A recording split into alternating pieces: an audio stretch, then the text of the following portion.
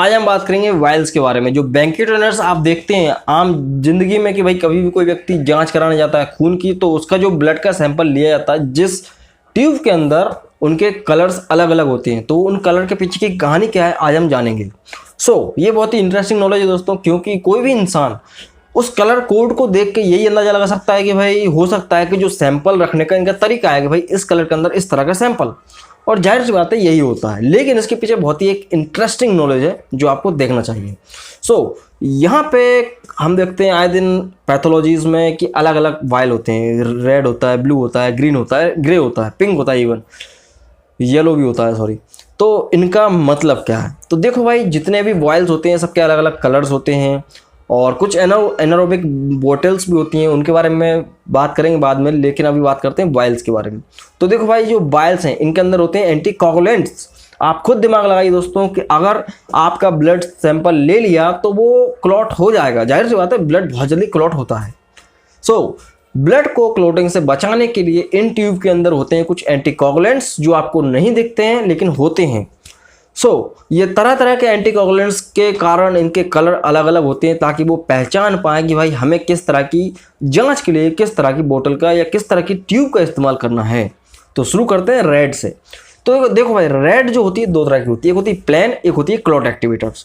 तो रेड का वैसे तो नॉर्मली सीरम की जांच करने के लिए इस्तेमाल किया जाता है कि भाई अगर किसी को अगर सीरम सेपरेट करना है ब्लड में से, तो उसमें रेड ट्यूब का सहारा लेते हैं।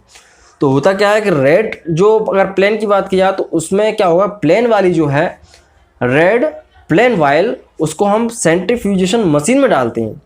मतलब आपने ब्लड का सैंपल लिया रेड ट्यूब में, और जो प्लेन है उसको आपको मशीन में डालना होगा, जो मोटर घूमती है जिसके अंदर। तो उससे क्या होगा कि जो जितनी भी सेल्स हैं WBC RBC वगैरह वगैरह, तो ये सब सेपरेट हो जाएंगी, नीचे जाएंगे, और ऊपर क्या बचेगा, सीरम।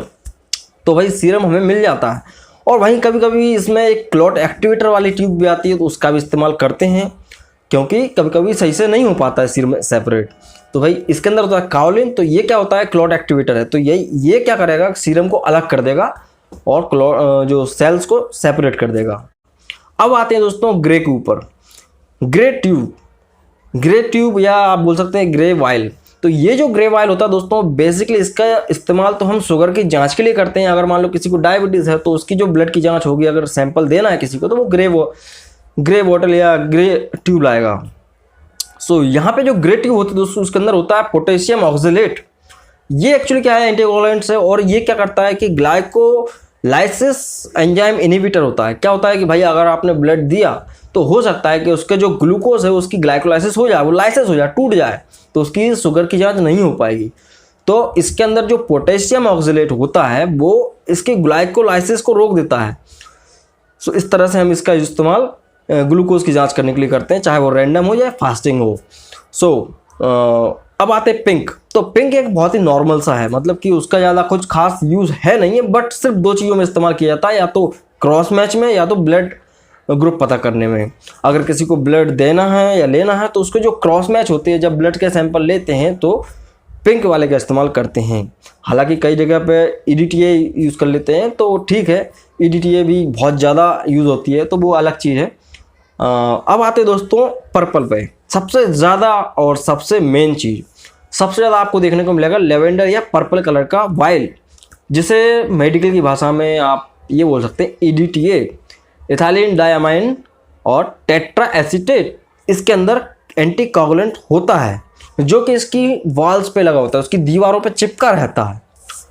भाई ठीक है, अब ये सबसे ज़्यादा इस्तेमाल क्यों किया जाता है, क्योंकि इसके अंदर जो एंटीकोगुलेंट है वो ब्लड को जमने नहीं देता है, उसकी क्लॉटिंग नहीं होने देता है।